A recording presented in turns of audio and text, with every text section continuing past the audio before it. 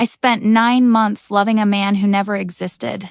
9 months waking up to his messages, falling asleep to his voice, and building a future with someone who wasn't even real. People say you can't fall in love with someone you never met, but they don't understand how loneliness can make a voice sound like home, and how hope can blind you more than any lie. His name was Ryan Taylor. At least, that's who he said he was. A sweet smile in every photo, a soft voice every night, and a promise that one day we'll meet. I believed him. Every word. Every good night. Every dream. But the man I loved, the man I trusted, the man I thought would be my husband one day, he wasn't a man at all. He was a fabricated illusion. A deepfake face, an AI-generated voice, a ghost built from stolen photos. And the sickest part? The person behind all those lies. Someone who watched me cry, laugh, love. Someone who used my heart like a toy. He wasn't a stranger. He was someone I already knew. Someone who once promised he'd never hurt me again. This is the story of how I fell in love with the same lie twice, without ever knowing the truth until it was too late. I remember the exact night it began, a cold November evening. The kind that makes the walls of your apartment feel a little too close. The room's a little too quiet.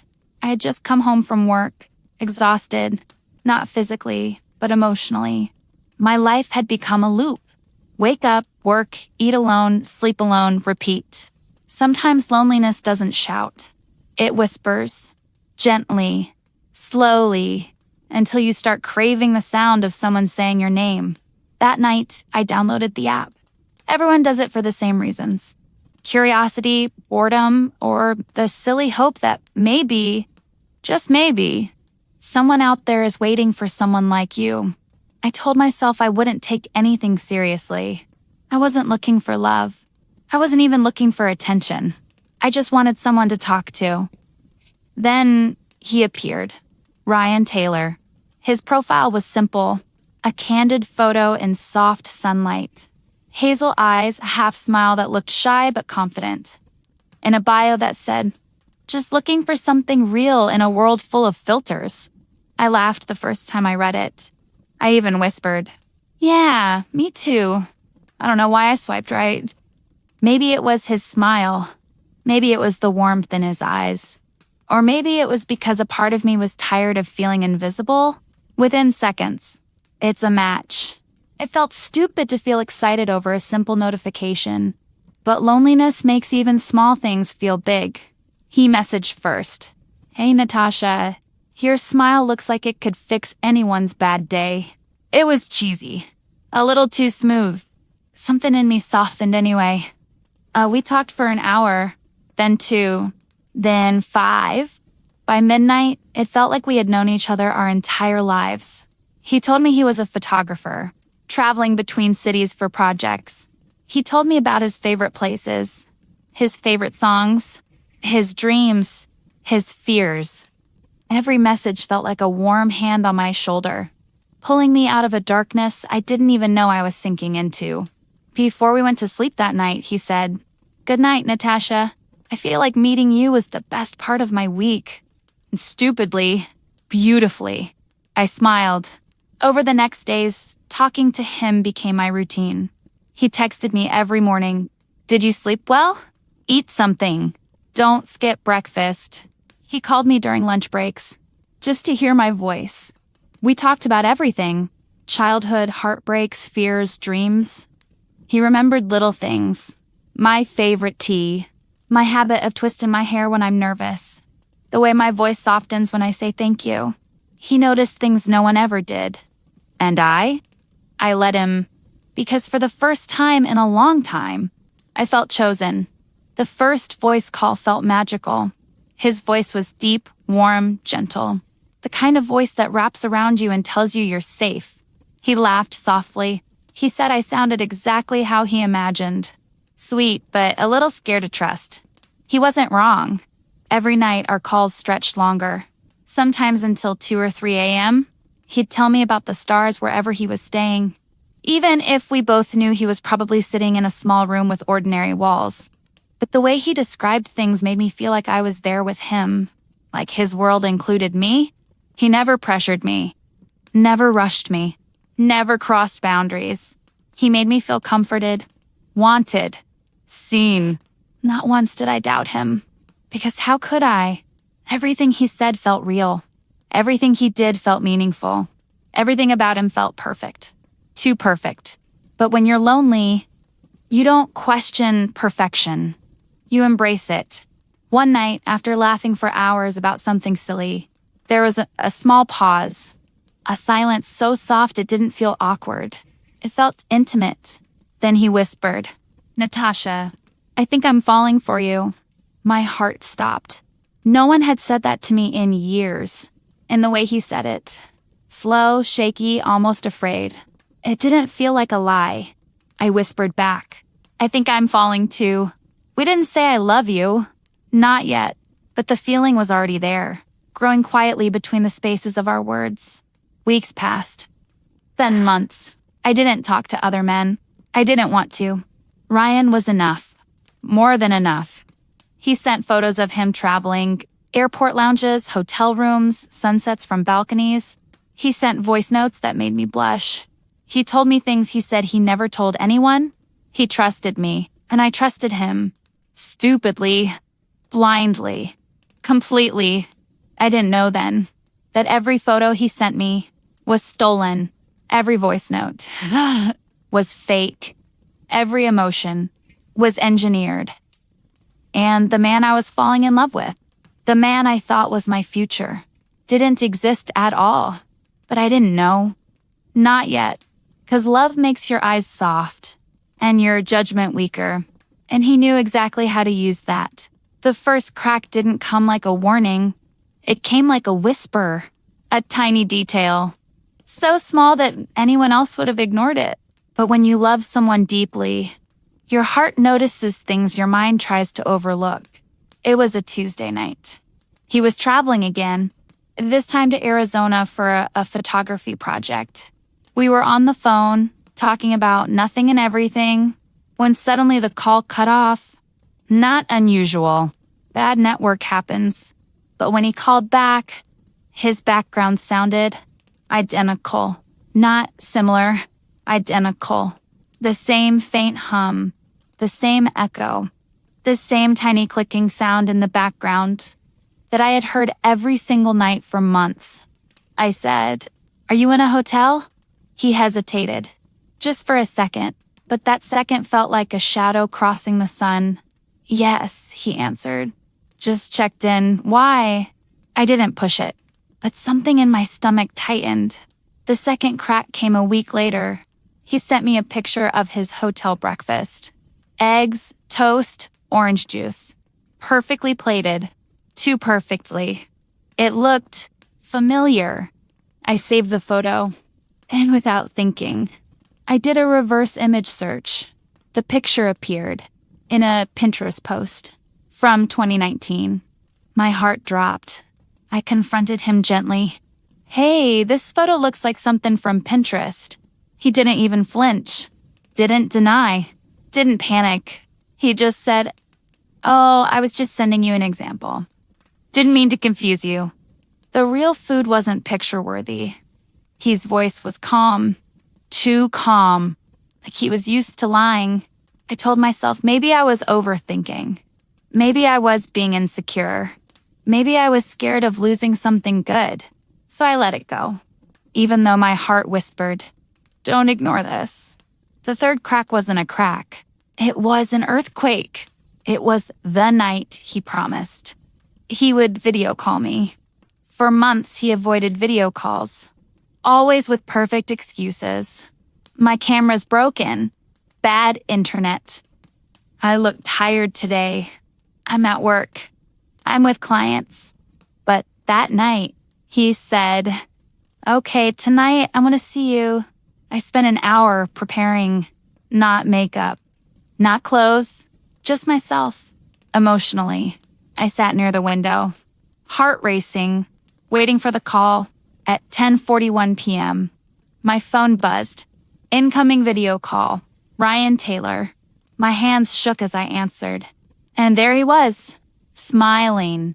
in soft, warm light, just like the photos. Except his face barely moved. His lips were slightly off sync with his voice. His eyes blinked, strangely, like animation, like something artificial. The background behind him was a blurred room with no depth. Something inside me screamed, "This is not real." I swallowed hard. My voice cracked. "Ryan, can you move back a little? Your camera looks weird." His smile froze for a millisecond, just long enough for my heart to drop. Then he leaned back. Except his shoulders didn't move naturally. His hair shifted unnaturally with the lighting. His facial shadows didn't match. I realized I wasn't looking at a real person. I was looking at a deepfake. I couldn't breathe. He said, "Are you okay? You look pale." I whispered, "Your face. It's glitching." His screen froze, then turned black. Call ended. My whole body was shaking. My throat felt tight. My palms were cold. Everything I believed, every memory, every promise, every moment, felt like it was collapsing around me. 10 minutes later, he texted, "I'm sorry. My connection dropped." I typed back, "Ryan, who are you really?" He didn't reply. For hours, for a whole night, for half the next day. Finally, he sent one message. "Please don't ask that. I don't want to lose you." And that one sentence told me more truth than any confession ever could. He was hiding something big, something dark, something that wasn't just a lie, but a life built from lies. I wanted to run. I wanted to delete everything. I wanted to disappear. But my heart, stupid, hopeful, wounded heart, still whispered, "What if he's scared? What if he's protecting you? What if you're wrong?" But I wasn't wrong. Not this time, 'cause the biggest crack was about to shatter everything.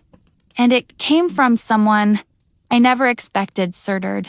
Someone who knew me almost as well as he did. I spent the next day in a fog. Every sound felt distant. Every thought felt heavy. I kept replaying the video call in my mind. The glitching face, the mismatched voice, the artificial shadows. It didn't feel like losing a person. It felt like losing a dream, like someone had reached inside my chest and ripped out the one thing that made me feel less alone. But I still didn't know the truth. Not yet. Not even close. Because the truth didn't come from Ryan. The truth came from someone else. Someone I once trusted. Someone who knew exactly who I used to be. It started with the simple notification. Message requests from Liam. My heart froze. Liam. A name I hadn't seen in almost 3 years. A name that once used to make me smile, and now made my stomach twist. He was the man I almost dated, almost loved, almost believed in, until he walked away without a word. Seeing his name felt like a ghost touching my shoulder. I opened the message with shaking fingers. "Natasha, we need to talk." I stared at it. "Why now? After everything? After disappearing?" He sent another message. "It's about your boyfriend. The one you think is named Ryan." My blood ran cold. How did he know Ryan's name? How did he know I had someone? I never posted anything publicly. I never told anyone except 2 coworkers. I typed back slowly. "What do you want, Liam?" He replied instantly. "To tell you the truth before you get hurt any more than you already have." My breath caught. He continued. "Stop talking to him. Ryan isn't who you think he is." My heart felt like it was sliding into my stomach. I wrote, "How do you know who Ryan is?" There was a long pause. Too long. Then, 'cause I made the profile, the world stopped moving. I read the sentence again. And again. It didn't make sense. It couldn't make sense. My hands shook so badly. I almost dropped my phone. I typed, "You're lying. This isn't funny." He replied, I wish I was lying. I wish I could take it all back. Natasha, Ryan Taylor. That was me. I couldn't breathe. I couldn't think. It felt like 1,000 needles piercing through my lungs. I wrote, "You? You were Ryan? For 9 months?" His response shattered what was left of me. Yes. The voice, the photos, the messages, all of it. I was the one talking to you. My chest tightened until I felt pain radiating down my arms. I whispered out loud, No, you didn't do this to me." But the messages kept coming, each one like another knife. "Please listen. I never meant for it to go this far. I just wanted to check on you at first. I thought you hated me after I left. I made the profile just to see if you were okay. But then, I couldn't stop. I stared at the screen through blurry tears. The man who broke my heart 3 years ago. The man who ghosted me without explanation. The man who made me believe I wasn't enough. He was the same man who rebuilt my heart under a different name. I didn't know if I wanted to vomit, or scream, or disappear. I wrote back, "You manipulated me. You lied to me. You said me when I was vulnerable." He replied, "I know. And I'm sorry. I messed up. I didn't know how to stop." I typed furiously, "You pretended to love me." He responded, "I wasn't pretending." My entire body trembled. That was the cruelest part.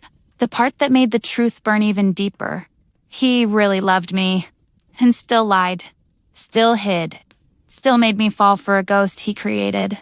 I whispered into the quiet room, "You broke me twice without even being here once." That night, I didn't sleep.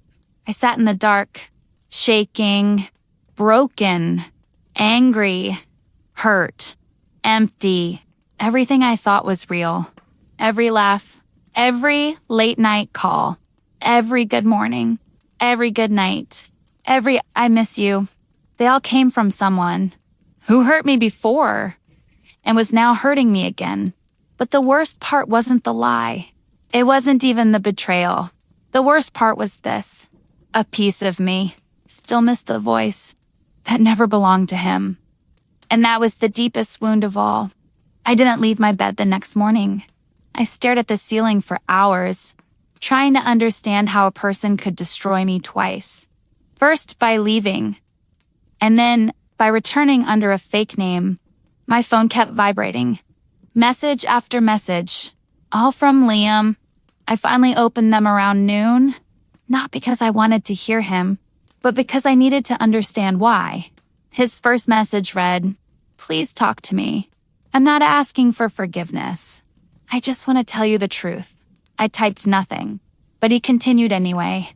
"I know you hate me, and you should, but please hear me out." I dropped my phone onto my blanket and closed my eyes. My chest felt tight, heavy, like someone was pressing down on it. After 20 minutes of silence, I finally typed, "Tell me everything." Within seconds, he began typing. Long paragraphs, no hesitation, as if he'd been waiting years to confess. "Natasha, the day I disappeared from your life wasn't because I didn't love you." My hands clenched. My jaw tightened.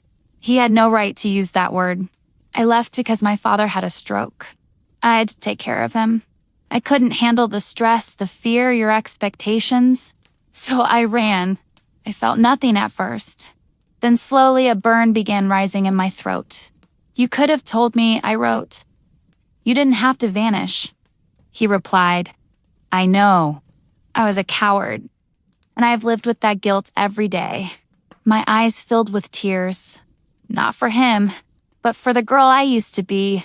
The girl who cried herself to sleep, thinking she wasn't enough. Then came the part that twisted the knife deeper. I created the Ryan profile to check on you, to see if you were happy. I froze. But when you replied, when you started talking to me, I couldn't stop. It felt like I got a second chance to love you, without the mistakes of my past. I whispered into the air, "A second chance you stole." He wrote again, "I know I manipulated you, but I swear I meant everything I said. The feelings were real. I just wasn't. That sentence broke something inside me. The feelings were real, but the person was not. For hours we texted. I demanded answers. He explained how he used AI voice apps, deepfake tools, stolen photos, and pre-recorded facial animations to make Ryan feel real. He said, "I never wanted to hurt you. I just didn't know how to tell you the truth without losing you again." I replied, "You didn't lose me. You tricked me." He said, "I know, and I hate myself for it." Then came the message that made my hands shake uncontrollably. "Natasha, I only became Ryan because I knew you'd never fall for me again." My heart stopped, not because of what he said, but because a part of me knew he was right. I typed slowly, "You're right. I wouldn't have fallen for you again. But you didn't give me the chance to decide. You took that choice from me." He replied, "Because I couldn't risk it." I closed my eyes, trying not to scream. Later that evening, he called. I didn't want to answer, but I needed to hear his real voice. I picked up. The silence on the line was heavy, like two ghosts trying to touch each other. He whispered, "Natasha, please don't hang up." I said nothing. Then he spoke again, and for the first time, his voice trembled. "I loved you then. I love you now. And I don't know how to stop." My breath hitched. A single tear rolled down, not because I loved him, but because it hurt to know that someone could love me and still destroy me so deeply. I said quietly, "You didn't love me. You loved controlling me." He didn't deny it. He didn't speak. He just breathed, shallow, broken, as if he knew this was the moment. He would lose me forever. After a long silence, he whispered, "I'm sorry. Please let me fix this. Please don't leave me again." I laughed. A quiet, painful, broken laugh. "You never gave me the chance to leave you the first time," I said. "He just disappeared." And the second time, "You came back wearing a mask." He started crying, soft, hesitant, as if he wasn't sure he deserved to cry. "I know," he whispered. "I know I hurt you more than anyone ever could, but I swear I didn't plan it. I just wanted to be someone deserving of you." I closed my eyes. My heart was exhausted. My mind was numb. I said, "If you wanted to be deserving, you should have come back as yourself." He breathed shakily. "I was scared, and I was lonely," I replied. "That doesn't justify what you did." He whispered, "I know." Then came the final blow. He said, "Natasha, I still want a chance. A real one." My hands went cold. My heart stopped. He added, "Not as Ryan. As me." As Liam. My throat tightened. I felt dizzy. He wanted a third chance. After breaking me twice, after lying to me for nearly a year, I whispered the hardest truth I ever said. "You didn't just break my heart. You broke my reality." He inhaled sharply, as if those words stabbed him. I continued, "And once someone does that, you don't love them anymore. You fear them." Silence. Complete silence. Then, he whispered, "So this is goodbye?" I wiped my tears. "No, Liam," I said softly. "This was a goodbye 9 months ago. I just didn't know it." And I ended the call. For the first time in months, I felt the air around me shift. Not lighter, not happier, but clearer. I finally knew the truth. And knowing hurt, but it also freed me. After I ended the call, I sat there in my room, not crying, not shaking, just empty. You know that moment after a storm, when everything is quiet, but you can still feel the thunder inside your bones? That was me. 9 months of loving a ghost. 9 months of trusting a lie. 9 months of falling asleep to a voice that wasn't even real. And worst of all, 9 months of being loved by someone who once looked me in the eyes and walked away without a word. I didn't know what hurt more, the deception, the manipulation, or the fact that a part of me still missed Ryan, even though he never existed. I turned off my phone for 2 days. No calls, no messages, no social media, just silence. I didn't go to work. I didn't leave my apartment. I didn't eat properly. My mind kept replaying everything. Every goodnight call, every laugh, every moment that felt real. I whispered to myself, how do you heal from something that wasn't real? But the pain was real. The betrayal was real. The memories were real. Even if he wasn't. On the third night, there was a knock at my door. I froze. No one ever visited me. No one even knew where I lived, except my coworkers.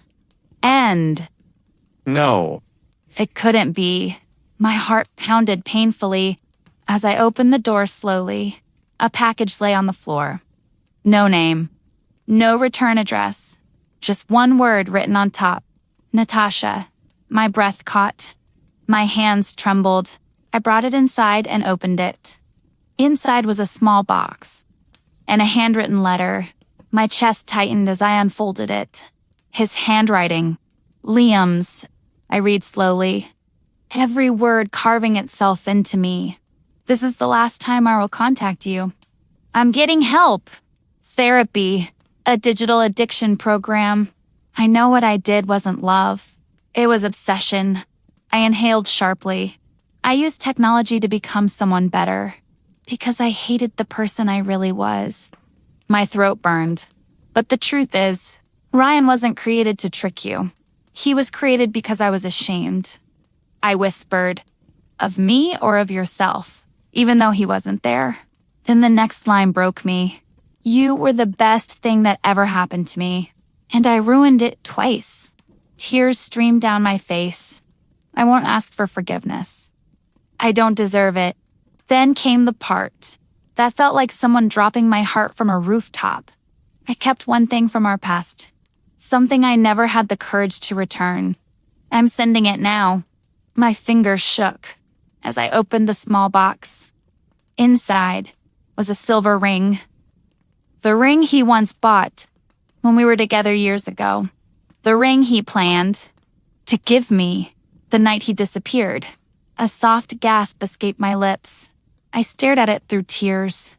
As I read the last lines, if things had been different, I would have asked you to wear this, but I lost the right to dream about that. Please don't look back, Natasha.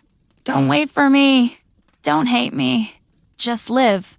Live the life I was never brave enough to give you. And at the bottom, goodbye. Just one word. Simple. Quiet. Final. I cried for a long time. Not because I wanted him back. Not because I loved him. But because a part of me understood. Broken people don't break others on purpose. They break others because they don't know how to stop breaking themselves. The next morning, I walked to the river. The air was cold. The water was still. I held the ring in my palm. One last time. It wasn't a reminder of love. It was a reminder of survival. I whispered, you were never mine. Not the first time. Not the second time. And you won't be the third. Then I threw the ring into the water. I watched it sink slowly until it disappeared completely. And in that moment, I felt something inside me finally loosen. A weight lifting, a doors closing, a new breath beginning. That night, I sat at my desk and opened a blank page. I typed the first line of the story you're hearing right now. I spent 9 months loving a man who never existed. And for the first time in a long time, I felt free. Free from lies. Free from ghosts. Free from the voice that was never real. 'Cause sometimes the most powerful thing you can do is tell the story that once broke you and watch it heal someone else.